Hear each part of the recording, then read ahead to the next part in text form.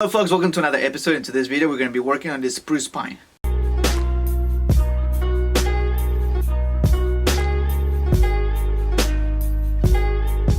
Alright, so now this spruce pine, man, I've been working on this for nearly 4 years now, and it has gone through different changes.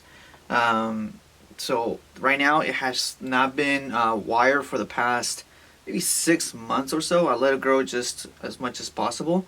Rewire some of the branches, but then again I have some wire on these branches specifically because I wanted to anchor it and then just bring it down as much as possible. Alright, so as you can see right here, some of the cuts right here have been actually healing pretty well, and that's actually without any cutting paste. I do have some more cutting paste about to be shipped over pretty soon, so as soon as I do have that in my possession, I'll go ahead and continue working on that trunk a little bit more too.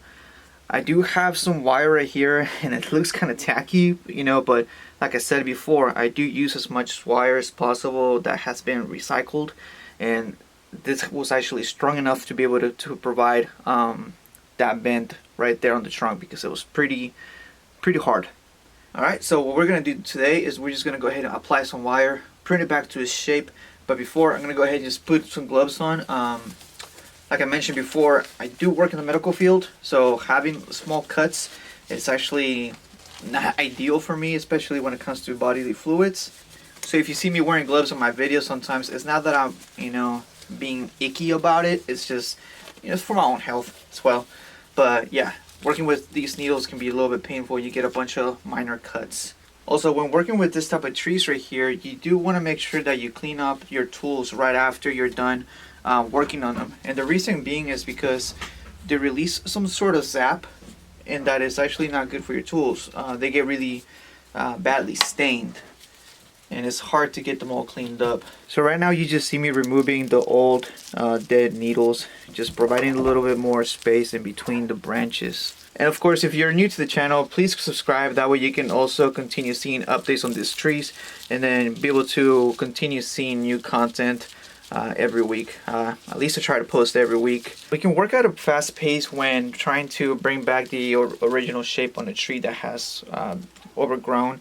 But then at the same time, what you really want to do is take your time and then make sure that you have some buds in the branches where you're going to be cutting, because if there is no bad buds back there, you're risking of just killing the whole entire branch.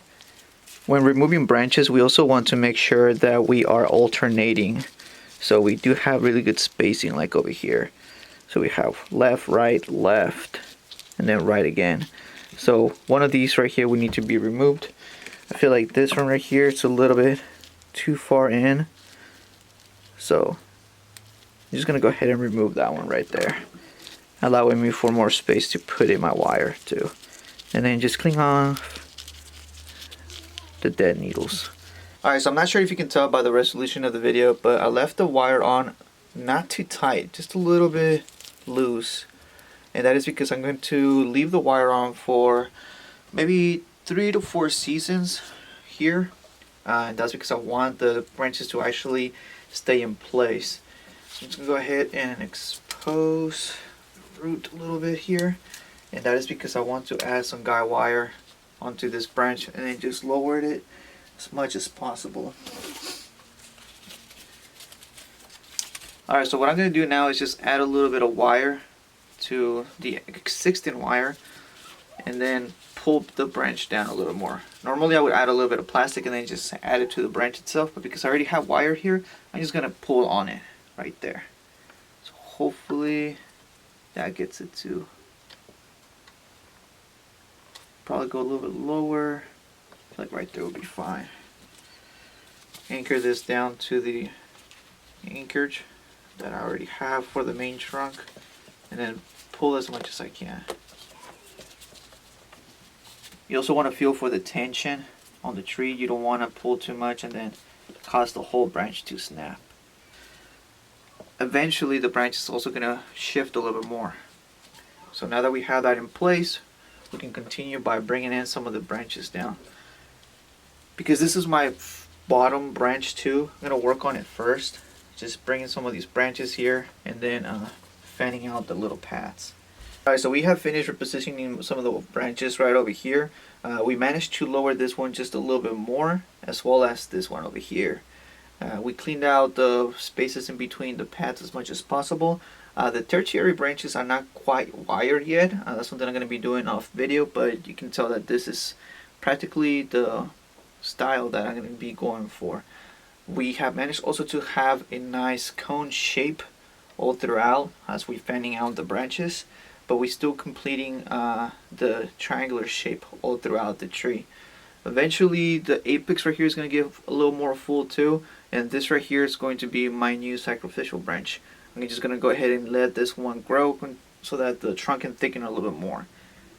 But yeah, about 3 years into the making of this little tree, and I really like how it's turning out right here.